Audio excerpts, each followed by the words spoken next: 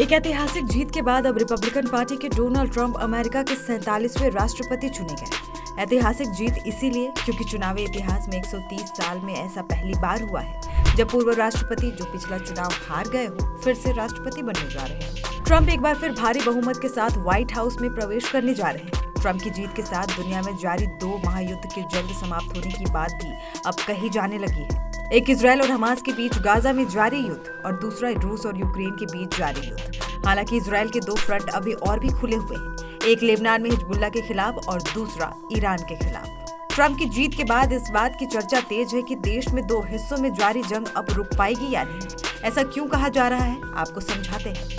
दरअसल कई महीनों तक चले चुनावी अभियान के दौरान डोनाल्ड ट्रंप ने कहा कि वो चाहते हैं कि गाजा में युद्ध खत्म हो।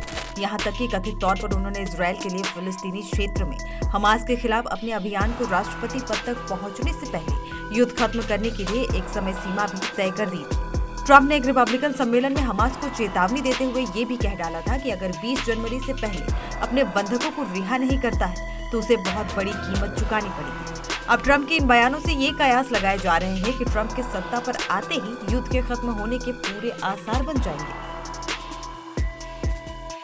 लेकिन सवाल ये भी उठ रहे हैं कि क्या युद्ध की समाप्ति के साथ इजरायली बंधकों की वापसी का काम भी पूरा हो जाएगा। इस बारे में मध्य पूर्व के मामलों के जानकार कहते हैं कि इस प्रश्न के उत्तर उन विशिष्टताओं पर निर्भर करता है कि ट्रंप और बेंजामिन नेतन्याहू किस नीति पर काम करते हैं। वे इस मसले के वास्तविक हल के लिए क्या कदम उठाते हैं।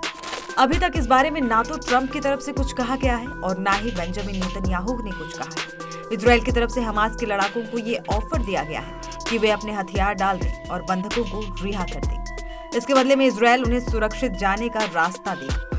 ट्रंप के सत्ता में आने पर सबसे पहले इसी मुद्दे के हल का दबाव होगा।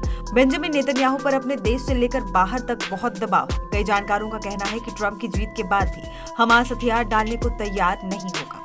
हमास का रुख अमेरिका को लेकर पहले से ही साफ है। अमेरिका हमेशा से इजराइल के साथ रहा है और अभी भी इजराइल के साथ ही है। इससे ये साफ है कि हमास के रुख में कोई बदलाव नहीं आएगा।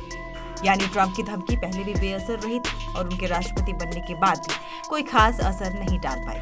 माना यह भी जा रहा है कि ट्रंप के आने के बाद इजराइल का गाजा और लेबनान दोनों ही जगहों पर ग्राउंड ऑपरेशन बढ़ सकता है। अब जानिए ट्रंप की पार्टी का क्या कहना है।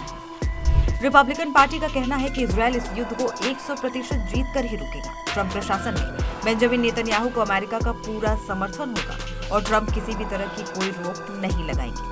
ऐसे में इजराइल को कार्रवाई की पूरी छूट होगी। बताते चले कि ट्रंप का राष्ट्रपति पद के लिए शपथ ग्रहण समारोह 20 जनवरी 2025 को होगा, जिसके बाद वो आधिकारिक रूप से राष्ट्रपति पद की शक्ति हासिल कर पाएंगे। इजराइल में जिस तरह के हालात बन रहे हैं उससे साफ है कि नेतन्याहू अपने आक्रामक रुख को बरकरार रखेंगे। ऐसे में देखना होगा कि ट्रंप की जीत के बाद गाजा में कहर बढ़ेगा या थम जाएगा इजराइल का हमलावर रुख।